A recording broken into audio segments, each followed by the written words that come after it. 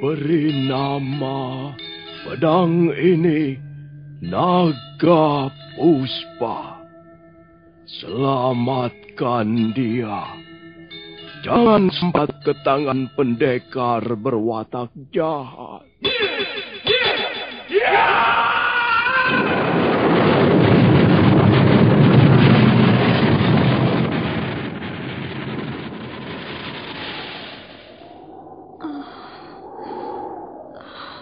Kakang Kamandanu, kau masih juga tidak percaya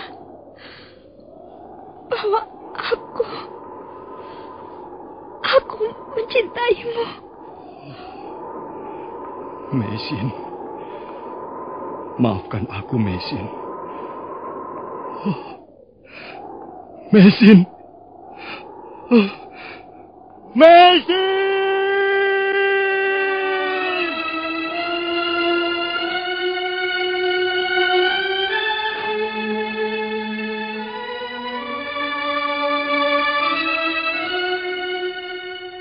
Tutur Tinular.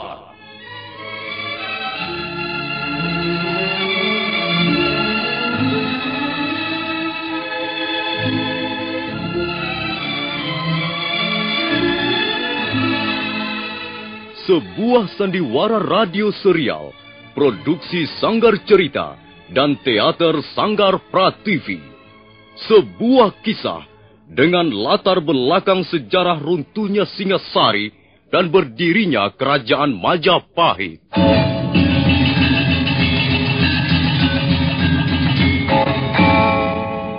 Sandiwara ini didukung oleh pemain-pemain radio yang sudah ternama. Ferry Fadli, Ivone Rose, dan Eli Ermawati.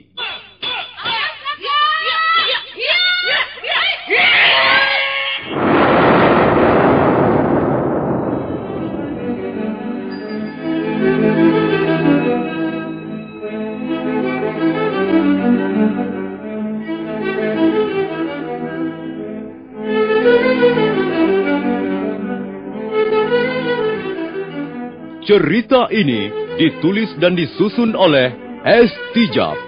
Teknik dan montase dikerjakan oleh Rudi Tinangon dan Joko SP. Sutradara Y. Rudi Wartono.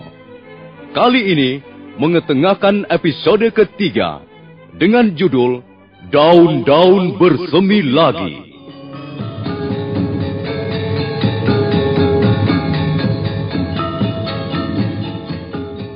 Dalam seri yang ke-69 ini didukung oleh para pemain. Edi Dosa sebagai Lo Sisan, Eli Ermawati sebagai Meisin, Burhan sebagai Aki Pamiji, Ani Ruslianti sebagai Nyai Pamiji, Yayu Sri Rahayu sebagai Tukang Warung, Haryoko sebagai Empu Renteng, M. Pratomo sebagai Kebo Kluyur, Narto sebagai Adisara, dan pembawa cerita Nusri. Selamat mendengarkan.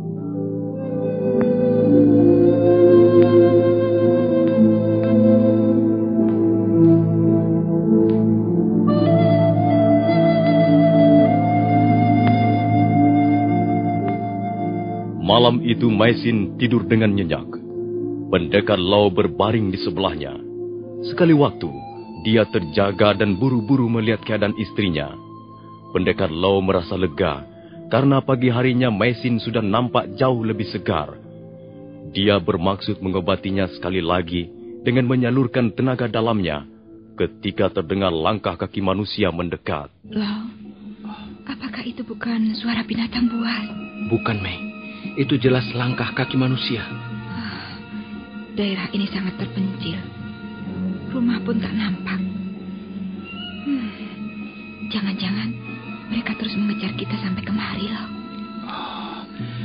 Mari kita masuk ke dalam gua. Kita lihat siapa orang-orang itu. Apakah sendiri atau ada temannya?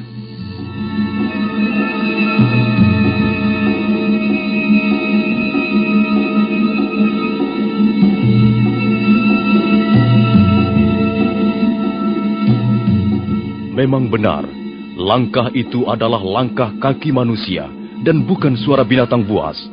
Orangnya tak lama kemudian muncul. Orang itu ternyata adalah seorang tua renta dengan setumpuk kayu bakar di punggungnya. Dia melihat-lihat sebentar sekelilingnya sebelum duduk di depan lubang gua atas tonjolan batu. Kayu bakar diturunkan dan diletakkannya di sebelahnya.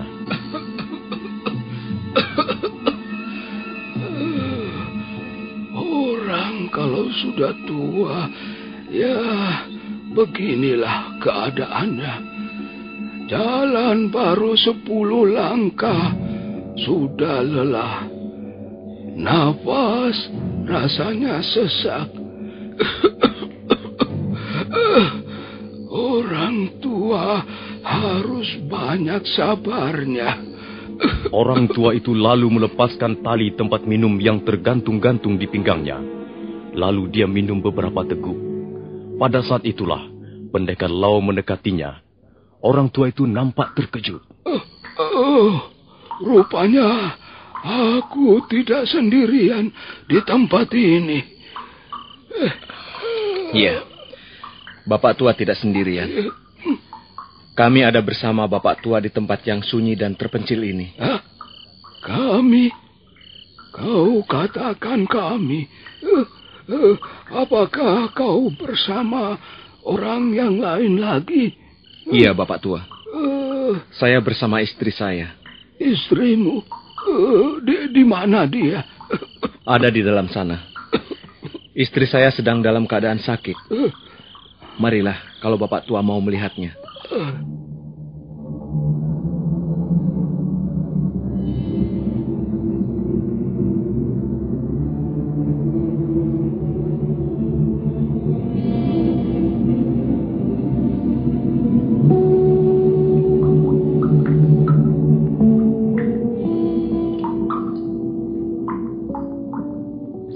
Ini Bapak tua.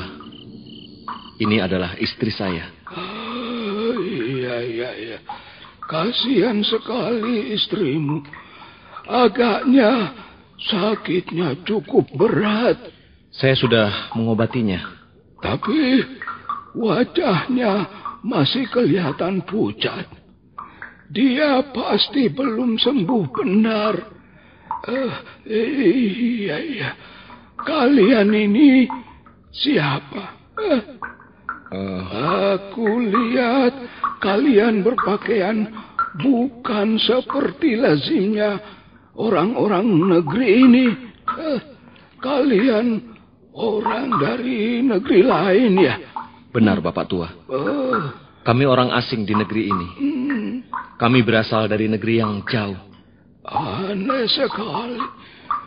Orang asing bisa tiba-tiba muncul di tempat terpencil begini. Apa sebenarnya yang kalian cari? Pendekar Lau lalu menceritakan secara singkat tentang negeri asal-usulnya dan mengapa bisa sampai ke negeri ini. Orang tua itu mendengarkan dengan penuh minat sambil sekali-sekali menyeka keringat di lehernya yang keriput. Iya. Aku tahu. Aku mengerti. Aku bisa merasakan penderitaan kalian. Memang berat menjadi orang yang berkemauan baik. Apakah desa Kurawan masih jauh dari sini, Bapak tua?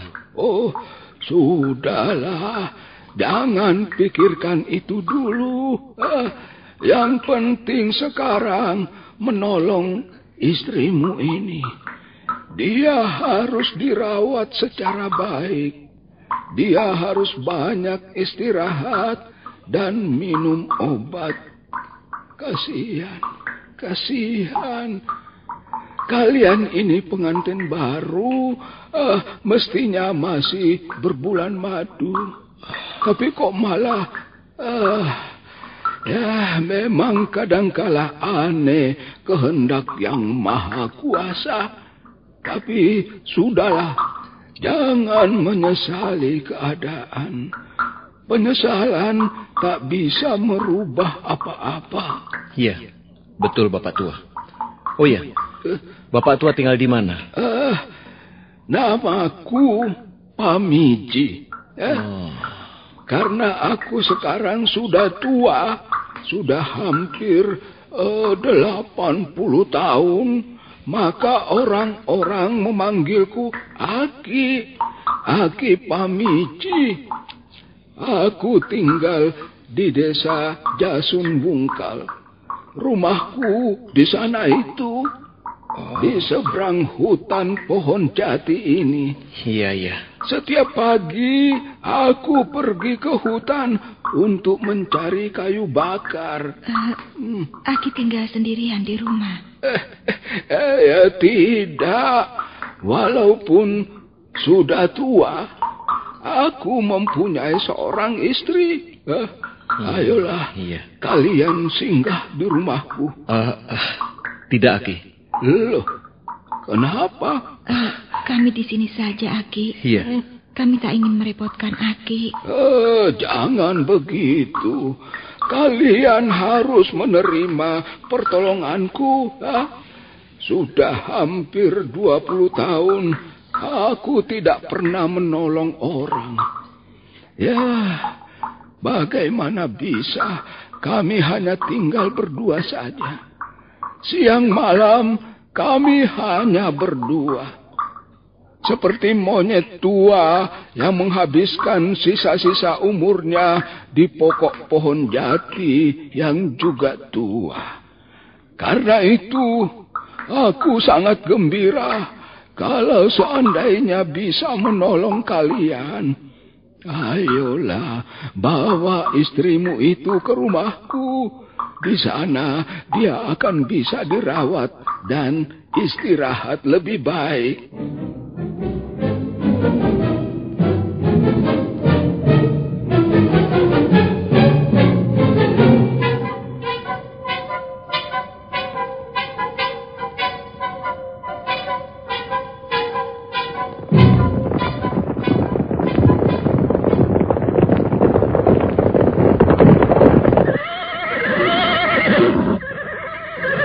Tuan Renteng, mengapa kita berhenti di simpang jalan ini? Aku masih berpikir, apakah sebaiknya kita langsung ke rumah Kakang Tong Bajil, ataukah mencari keterangan di tempat lain. Tapi aku yakin, 2 orang asing itu masih berada di sekitar Jasun Wungkal. Mungkin mereka bersembunyi di pinggiran desa atau di hutan-hutan jati. Saya setuju pendapat Tuan Renteng. Dalam keadaan terluka, mereka pasti tidak bisa berjalan jauh. Nah, kalau begitu, kita adakan pembagian tugas, Tuan. Bagaimana kalau Adisara biar menemani Tuan Renteng pergi melapor ke Tuan Tong Bajil? Dan Paman Kebogluyur? Aku akan mencari keterangan ke salah seorang sanak familiku di pinggiran desa ini. Siapa tahu dia dapat memberikan keterangan yang berharga. Kebogluyur, kau punya sanak famili di Jasun Wungkal? Iya, Tuan. Saya punya seorang famili. Dia masih adik almarhum kakek saya. Sudah puluhan tahun dia menetap di desa ini. Tapi entahlah, apakah dia masih hidup atau sudah tidak ada. Di mana dia tinggal? Di pinggiran desa ini, Tuan. Dia hidup bersama istrinya. 10 tahun yang lalu, saya pernah mengunjungi mereka, Tuan. Baiklah. Kalau begitu, kita berpisah di sini. Ayo, Adisara, ikut aku. Baik, Tuan. Baik, Tuan.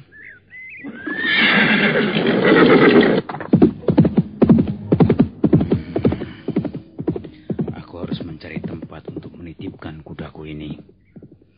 Dengan jalan kaki, tentu kehadiranku tidak begitu mencurigakan.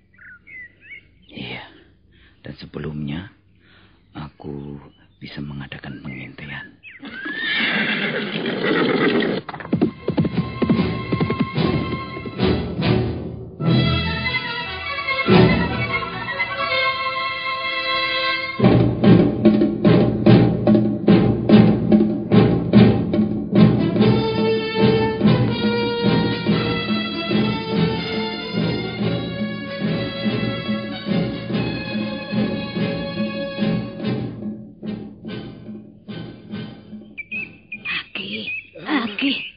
Sini sebentar. Ada apa, Nyai? Kau ini kok membuat kaget orang saja. Ada apa? Kemana 2 orang yang kau bawa dari hutan itu? Ya tidur. Hah? Dua-duanya tidur? Iya, mereka lelah. Yang perempuan sedang sakit. Biar saja mereka istirahat. Loh, mereka itu siapa, Aki? Yang laki-laki bernama Low. Tuan Low. Tuan Low. Ya, yang perempuan namanya Mei Xin. Mereka suami istri. Menolong orang sembarangan saja. Sembarangan bagaimana, Nyai?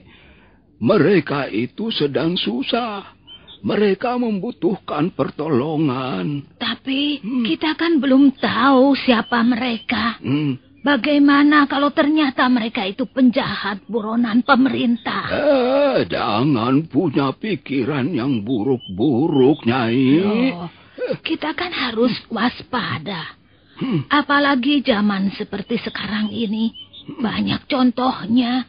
Orang ditangkap karena dituduh menyembunyikan pelarian buronan pemerintah Kediri. Aku tidak mau bicara sejauh itu, Nyai. Kalau kita selalu dibayang-bayangi rasa curiga, rasa takut, kapan kita ada kesempatan berbuat baik pada sesama? Alah, apa untungnya berbuat baik pada orang-orang yang belum kita kenal? Nyai, keuntungan saja yang kau pikirkan. Ya tentu. Mengapa tidak? Aku tidak mau menjadi orang bodoh. Orang bodoh berbuat sesuatu atas dasar rasa iba. Tapi celakanya, dia sendiri nanti yang akan memakan getahnya. Itulah kebodohan yang harus dipetiknya. Sudahlah, Nyai. Aku yakin tidak akan terjadi apa-apa asal kita diam-diam. Kau jangan bicara kemana-mana bahwa di rumah kita ada orang. Iya, aku juga tidak ingin celaka, Aki. Kalau begitu, cepatlah pergi ke pasar. Kau beli garam, gula, dan ramuan obat-obatan. Ini uangnya 2 talen. Kita yang punya rumah. Dan kita juga yang menjadi pesuruh. Nyai.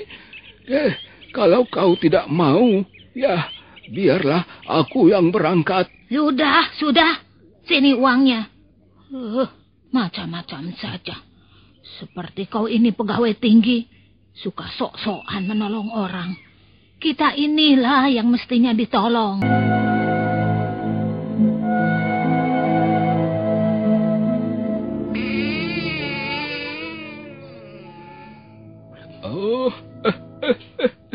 Tuan Low sudah bangun? Iya. Aku tidur nyenyak sekali, Aki. Itu karena Tuan sangat lelah dan mengantuk. Bagaimana dengan istri Tuan? Dia masih tidur. Biar saja dia tidur. Jangan diganggu. Dia membutuhkan istirahat yang cukup. Iya. Oh ya, di mana Nyai? Kok tidak kelihatan? Dia pergi ke perempatan desa untuk membeli garam dan gula. Kami telah merepotkan Aki. Oh ya, jangan begitu. Kami tidak merasa repot kok. Biasa. Daerah apa ini namanya, Ki? Ini desa Jasun Wungkal. Iya. Apakah Aki pernah mendengar nama Empu Tong Bajil? Oh iya, tentu saja. Nama itu terkenal sekali. Rumah Tong Bajil di Jasun Wungkal. Dia pendekar tangguh. Yang konon menurut berita menjadi kebanggaan pemerintah Kediri. Tapi dia juga terkenal kejam dan bengis. Anak buahnya banyak jumlahnya. Mengapa Tuan Low menanyakan soal itu? Sebaiknya kami segera meninggalkan rumah Aki. Mengapa? Apakah Tuan Lo tidak kerasan menginap di sini? Ya, memang gubuk ini terlalu sederhana. Memang kurang nyaman untuk istirahat. Bukan. Bukan soal itu, Aki. Tempat ini sudah cukup enak untuk istirahat. Lalu kenapa Tuan Lo ingin buru-buru pergi? Ya, kami mempunyai masalah yang cukup berat dan gawat. Kami tidak ingin Aki terlibat di dalamnya. Masalah? Masalah apa? Pendekar Lo secara singkat tapi jelas segera menjelaskan persoalan pelik yang dihadapi bersama istrinya.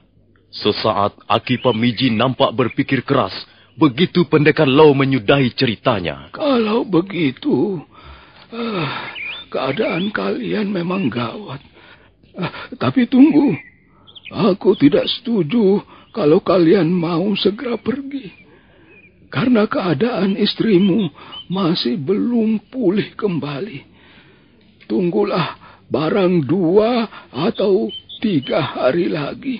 Tapi kami tidak mau membuat Aki terlibat dan terpaksa berurusan dengan pemerintah Kediri. Itu tidak akan terjadi. Asal kita mau berhati-hati. Yang penting kalian jangan keluar rumah dulu. Dan jangan sampai ada yang tahu bahwa kalian adalah buron pemerintah. Sudahlah, Tuan Lo, jangan terlalu mencemaskan diri kami.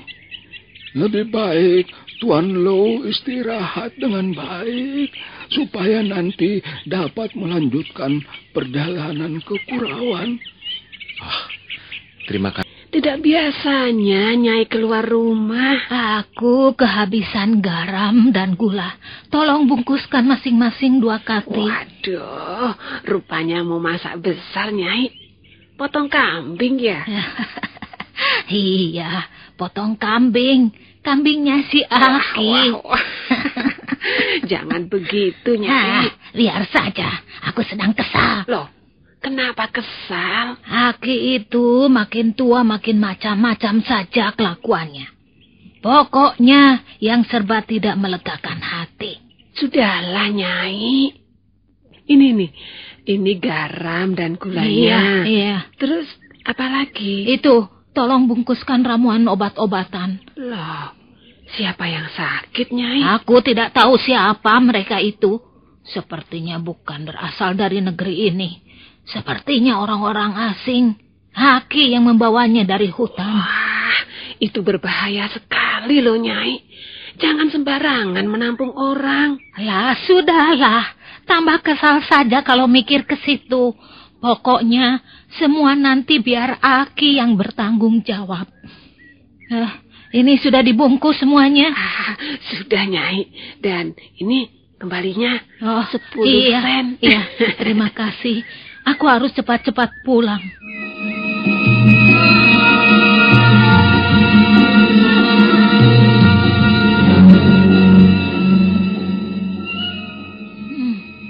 Sepertinya ada yang mengikuti aku. Apa yang dicari? Orang itu mencurigakan sekali. Aku harus segera tiba di rumah.